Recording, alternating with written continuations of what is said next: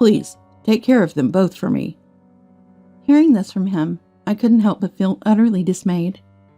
I couldn't believe he was asking me to take care of his mistress, too. It's just ridiculous. What? Why don't you ask your parents? What are you talking about? Asking elderly parents to take care of someone? You're a devil. Well, I think Callista would be happy to do it, wouldn't she? And what position are you in to say such a thing? Dave, who should be in a position to ask for help, never loses his arrogant attitude. Seeing him like that, I couldn't help but wonder, what did I see in this guy? "Excuse me, coming through." Just then, a new bed was being brought in next to us. I glanced over, and as soon as I realized who it was, I screamed, "Huh? Kiera?" Because the woman there was someone I knew all too well. "I can't believe you're Dave's mistress." As I glared at her while saying this, she looked away. Now what should I do? "We're family. Help us out, will you?" Watching the two of them trying to cling to me, I pondered. I am Erica, a 35-year-old housewife, raising a lovely 10-year-old son. I have a younger sister, 6 years my junior, and frankly, we don't get along.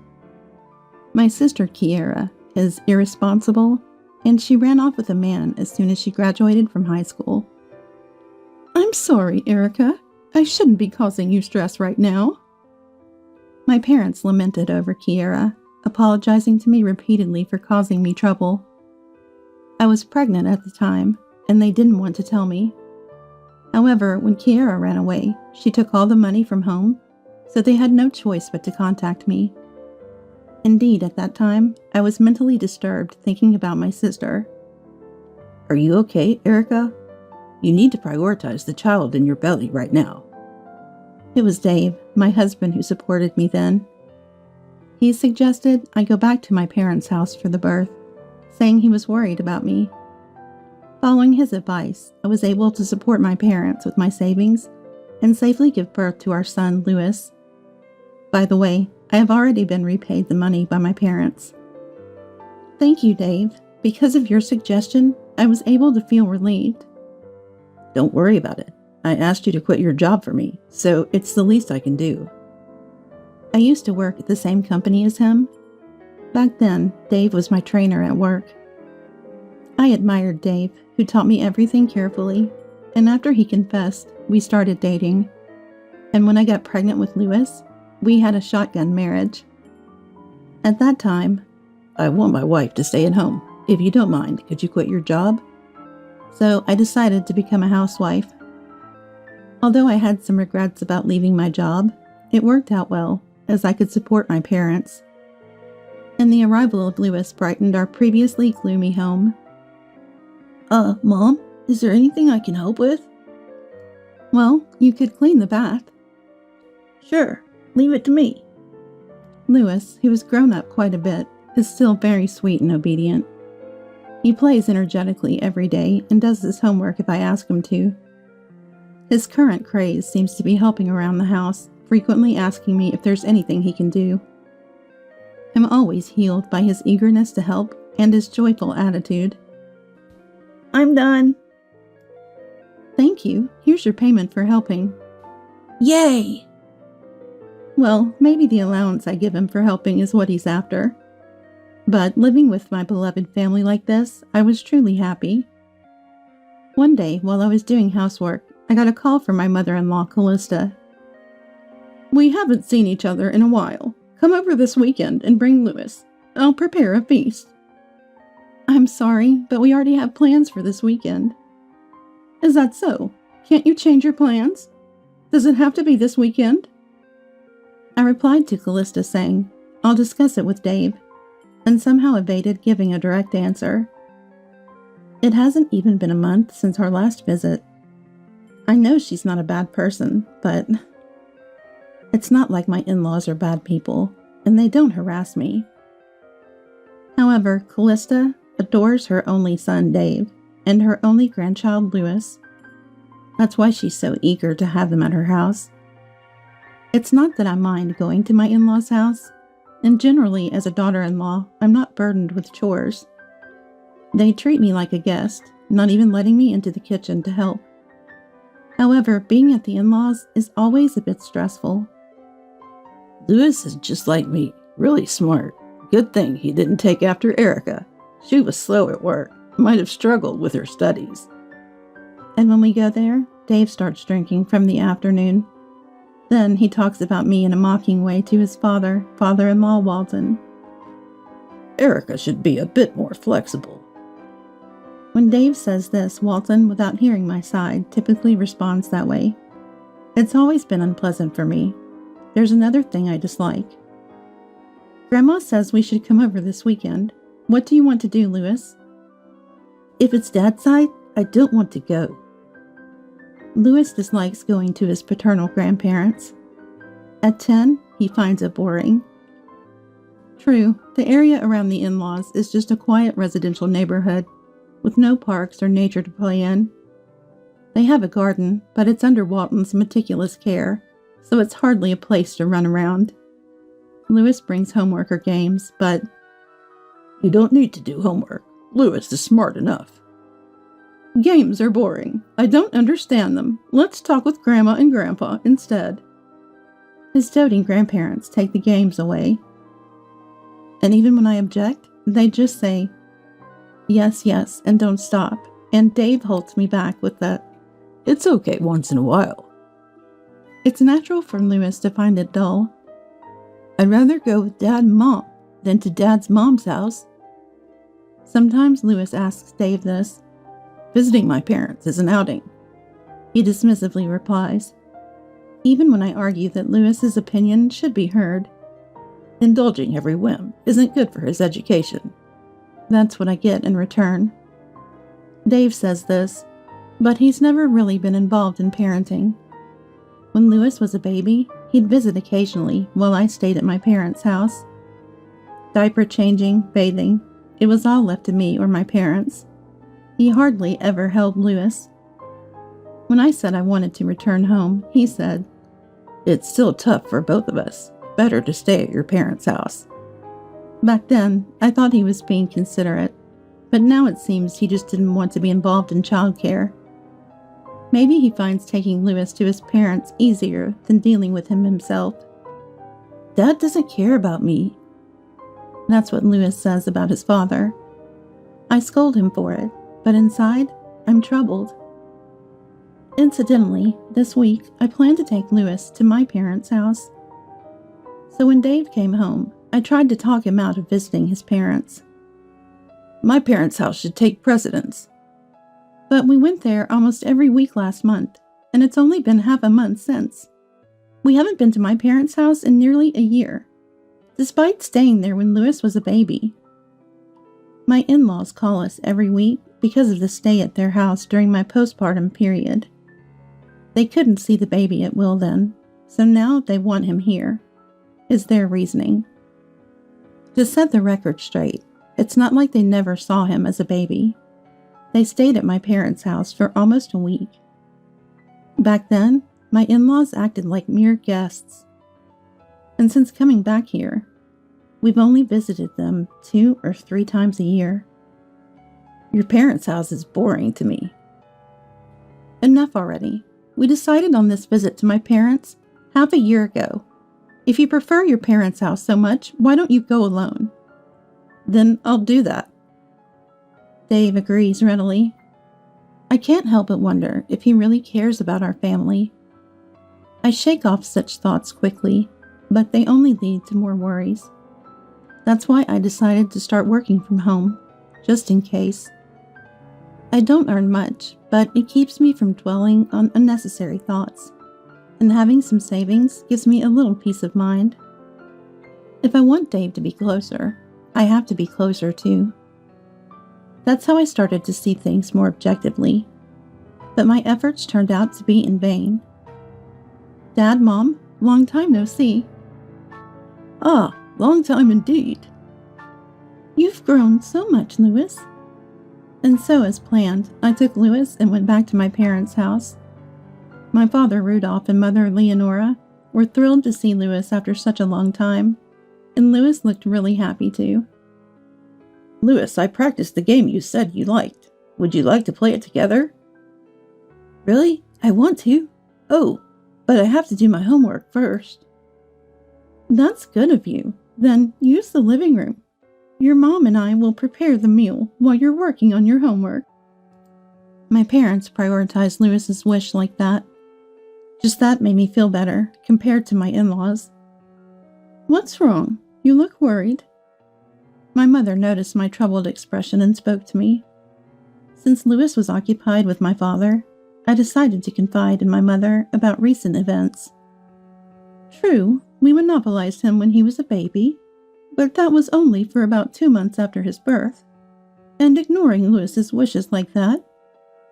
Honestly, I wonder if continuing this marriage is just going to make Lewis suffer.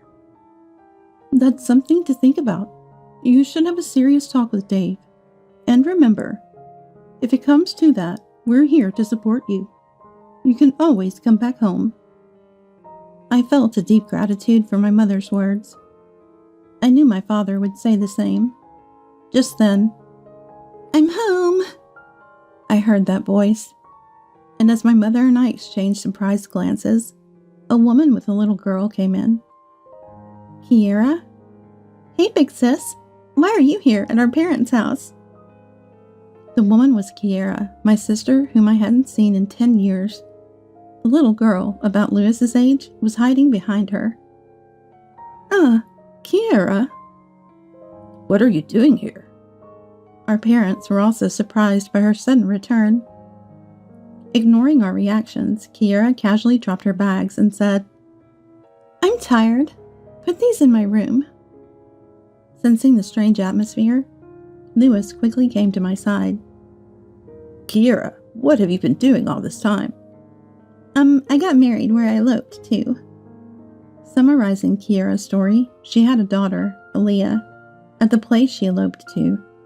She had been living with her family of 3, but now she was back as a single mother after getting divorced. "You're always so selfish. Stop causing us trouble." My father shouted at Kiera, who was smiling nonchalantly. Seeing our father's anger, the children hiding behind their mothers looked scared. "Dad, calm down. The kids are getting scared." Sorry." My father calmed down after seeing the children, each hiding behind their mother. Realizing we couldn't continue this conversation in front of them, I told Lewis to go to his room for a while. "So, Kiera, what are you planning to do now?" Once Lewis was in his room, my mother asked Kiera that question. "Of course, I'll stay here. I can't raise Aaliyah alone." At her words, our gazes turned to Aaliyah. She was warily observing us. She had a cute face, resembling Kiera. The thought of kicking out my niece, who was feeling insecure because of her mother, made us decide to let Kiera stay for the time being. "Thanks, then I'll go buy the essentials for living." Wait a minute. Unable to stop my sister as she quickly left, an awkward silence fell over us, and Aaliyah, who was looking down. "I'm Lewis. What's your name?" "I'm Aaliyah." "Nice to meet you. I've got some games. Let's play together." Lewis, coming out of his room, kindly spoke to Aaliyah, breaking the tense atmosphere. Thanks to him, Aaliyah slowly began to let her guard down. Since then, Kiera had become totally dependent on our parents' home. Occasionally, I'd hear from them on the phone, how they were being totally thrown off by her. This means going back to my parents' house is difficult now. Hearing that, I felt like I'd lost my refuge. And sighed at the thought of not being able to divorce. Lewis looked up at me worried. "Why are you sighing?" One day, as I sighed, Dave spoke to me. I told him about Kiera, and he just replied with a nonchalant, Despite my worries, Dave wasn't serious about listening to me. "Why don't you help your sister?" Dave said this irresponsibly, noticing my displeasure. Just as I was about to retort, the doorbell rang. "Ding dong!" "Ah, there she is." Kiera. Opening the front door, I saw Kiera and Aaliyah standing there. Apparently, they had gotten our address from my parents. I've got something urgent to take care of. Take care of Aaliyah for me, will you? With that, Kiera left Aaliyah with us and left before I could stop her. Wait! Is that the sister you mentioned? I called out to Kiera, who quickly disappeared, and Dave came over. Dave appeared, having been apparently watching us. Yes, that's her. I'll scold her when she comes back to pick up Aaliyah. Surprised by his words, I looked at Dave. It was rare for him to take charge like this, but I decided to leave it in his hands. Having Aaliyah thrust upon us was troubling, but it meant we could avoid the planned visit to my in-laws. Seeing Lewis taking the initiative to talk to Aaliyah, they started playing together. I watched them, smiling, and observed Dave, who was unusually cheerful. Erica, I've come to pick up Aaliyah. I'll handle it. You stay with Lewis. Kiera returned when it was dark outside. Dave took Aaliyah to meet her, and he came back even more cheerful. The kid understood well, said it was an emergency this time, and will be more careful in the future. Really? I was a bit suspicious. But after that day, Kiera stopped coming to our house. She had apparently calmed down at my parents' house too. Meanwhile, Dave started saying he was busy, going on late-night work, and sudden business trips. He explained to his parents that his work was keeping him from visiting them. So we no longer had to go to the in-laws as often. Still, it seemed suspicious. That's what I thought. Then it happened. Next weekend, I have to go on a business trip. It'll be a bit long. Oh, really? Take care. Dave was going on a week-long business trip. I was suspicious, but decided to see him off with a smile. Hey, can I come over now? I called my parents and found out Kiera was not home, so I decided to take Lewis back to my parents' house. Lewis noticed Aaliyah and immediately invited her to play. Aaliyah, who seemed to have opened up to Lewis, happily accepted. Welcome back. I said we'd be here for you, but I'm sorry we couldn't do more. It's all right. I never thought Kiera would come back. Hey, you too. Look at the TV. While chatting with my mother, my father called us to check the TV. There was news of a plane crash. Wow, that's terrible. Lots of people are seriously injured. Most of the victims had been rescued, but many were seriously injured. Then my phone rang with an unknown number. Hello? Yes, Dave is my husband, but... What? What happened? Dave was on that plane. He's been rescued but taken to the hospital urgently. The call was from the hospital.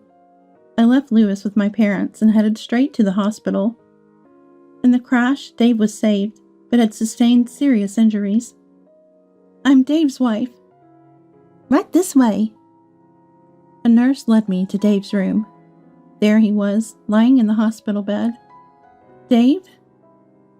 Hey there, Erica. Surprisingly, Dave seemed quite energetic, so I asked for details. Apparently, he had become paraplegic due to the accident. Really, it's the worst. It was supposed to be a trip with my mistress. What? Mistress? I thought you hadn't realized. This business trip was a lie. I was stunned by his words, spoken without any remorse. Dave continued, unashamed. Both she and I are now paraplegic because of this. You're the only one who can take care of us. What are you saying? My concern for him vanished, along with my love for Dave. Please take care of us both. Dave pleaded, but I was utterly dismayed by his request. He expected me to take care of his mistress too? I couldn't believe it. What? Why don't you ask your parents? What are you talking about? Asking elderly parents to take care of someone? You're a devil. Well, I'm sure Callista would be happy to do it, wouldn't she? In what position are you to say such a thing? Despite being in a position to ask for help, Dave maintained his arrogant attitude.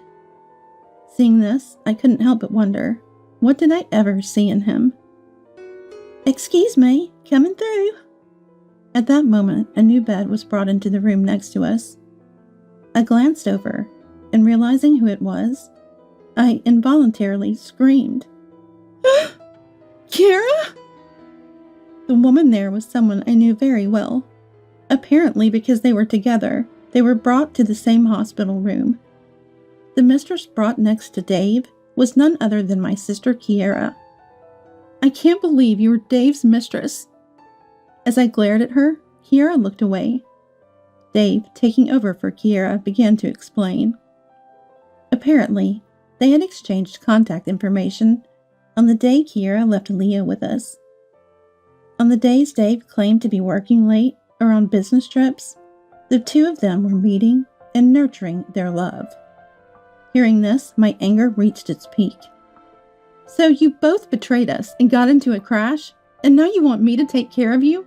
That's audacious." What should I do now? As I was thinking, Dave said something quite annoying. "Come on, we're family. Help us out, will you?" "Please, Erica." Watching the two of them cling to me, I started to think, now's my chance to say what I want. For you two, family seems to be a very convenient concept. "That's not what we meant." Then what does family mean to you? A father who doesn't participate in parenting? Who forces his son to go places he doesn't want to? Dave finally fell silent, realizing my anger. My gaze then turned to Kiera. "You've always wanted what others have, to the point of stealing boyfriends, making everyone dislike you. The aftermath always fell on me and our parents. Is that what family means to you? Just causing trouble?" But... Well, now neither of you can cheat again, right? Why don't you two just marry each other? Dave and Kiera, seemingly not expecting me to be this angry, were stunned. The nurses who had been observing us were quietly talking amongst themselves. For now, I'll explain things to both families. As for the future, you two figure it out. With that, I left the room. I then explained the situation to both families. My parents said, "They got what they deserved. It's divine retribution." "We're appalled. We can't take care of them anymore. They refuse to take Kiera back." Dave's parents, on the other hand, were persuaded by Callista and Walton to take them in. "Oh, and I'm getting a divorce, so don't rely on me." To that, Callista said, "I wish you'd reconsider." But it wasn't me who responded. It was Lewis. "You guys are the worst. You don't care about Mom, who was betrayed." Callista turned pale at his words. She tried to make excuses, but neither I nor Lewis wanted to hear anymore. Further investigation revealed that Dave had been cheating for a long time. It started around the time I resigned. He suggested going back to my parents for childbirth because it made it easier for him to cheat. He had me quit my job because his mistress at the time was from the same company to avoid getting caught. I was really made a fool of. I went to the hospital room with the investigation results and divorce papers. Unlike when I arrived, Dave and Kiera had shrunk in size, probably realizing the situation after our conversation and receiving cold stares from the nurses. "Sign this." "Wait, if you divorce me." "Callista will take care of you." I ignored their pleas and quickly finalized the divorce. Then I went back to my parents' house with Lewis. Now, the problem is, left at my parents' house was Aaliyah. She was a victim too. So my parents and I discussed what to do. Eventually, they hired a detective to find Aaliyah's father, Bud. Finally, we met Bud. "Thank you for contacting me. I've always been concerned about Aaliyah." Apparently, he and Kiera divorced due to her affair. Bud claimed custody, but there were mediators who believed the child should be with the mother. Because of that, he lost custody.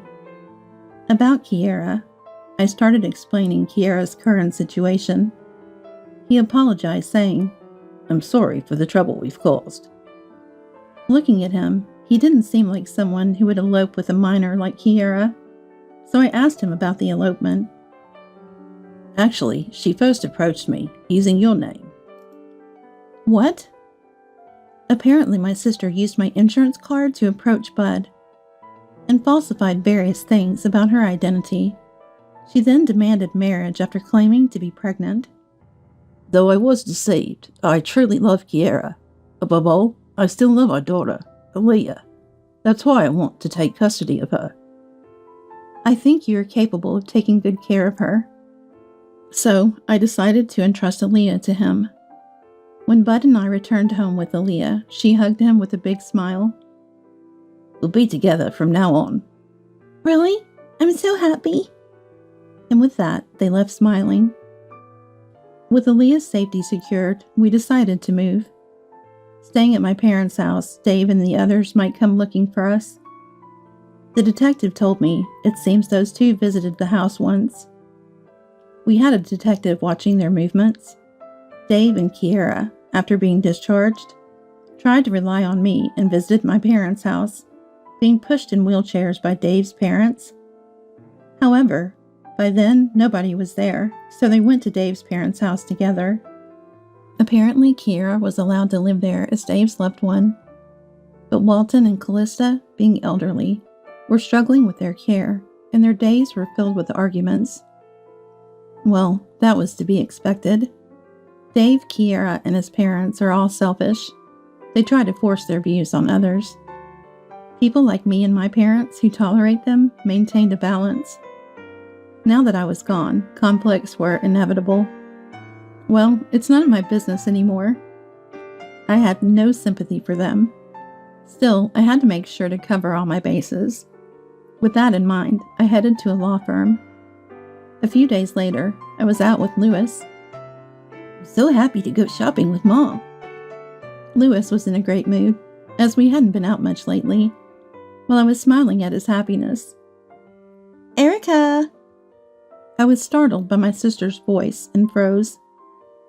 Seeing her struggling to push her wheelchair, I thought of grabbing Lewis and running away. "Aaliyah, isn't she with you?" But hearing her ask about Aaliyah first, I decided to listen to her story. We went to a nearby cafe. "Initially, I was staying at Dave's house, but..." Kiara was the lowest in the pecking order in that house. She was ostracized and bore the brunt of their frustration. In the midst of such days, she became concerned about Aaliyah. Once worried, she wanted to see Aaliyah, even though she knew she had no right, so she somehow escaped from Dave's house. But with nowhere to go, she wandered the streets. That's when I heard Lewis's voice. She found us guided by his voice. But without Aaliyah, she panicked and approached me. "Aaliyah is with Bud." At my words, Kiara froze, then smiled in relief. "Bud's place is safe for her." "Have you thought about what you'll do next?" "I have one person who said they'll help me." That person is a friend she met while eloping, who works at a support facility. They agreed to take care of her for a while. Apparently, they were supposed to pick her up tomorrow, and she escaped before that. "She scolded me for acting impulsively, but she's coming to pick me up." To Kiara, who said this, I handed her a document. It was a list of jobs that could be done even by someone in a wheelchair. "What's this?" "It's because I'm going to claim alimony from you. You seem remorseful, so I'll allow installments. Find a job." "Okay, I'm sorry." After that, Kiara left with a friend who came to pick her up. Maybe she can still turn her life around. "Sorry for taking up your time. Shall we go shopping?" Then Lewis and I left the cafe. But then, "Erica?" we ran into Dave. His parents were nearby, looking around, probably in search of Kiara. "Do you need something?" "Hey, can't we start over? It's better to be together as a family, right?" Stop joking. I have no intention of going back to you.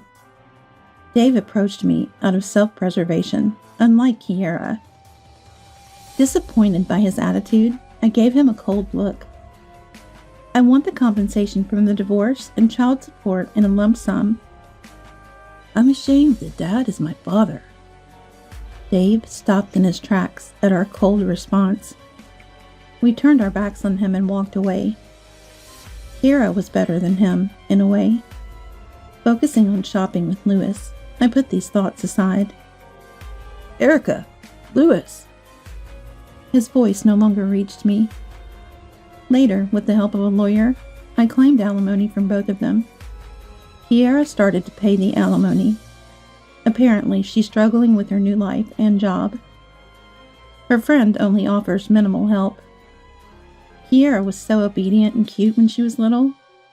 Perhaps the hardships have brought back some of her old self. As for Dave, he had a hard time too. He ended up selling his parents' house and using all their retirement funds to pay the lump sum. Am I being too harsh?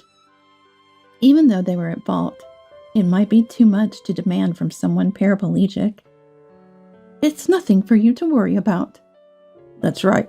You're just asserting your rightful claim. My parents reassured me when I felt a bit guilty. As for Aaliyah, she seems happy with Bud. According to Bud, she has grown fond of Lewis, who is kind to her. Hearing this made me feel relieved.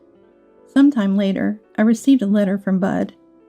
It contained parts of a letter Kiera had written to Bud. I always wanted to be like Erica, but I couldn't be her.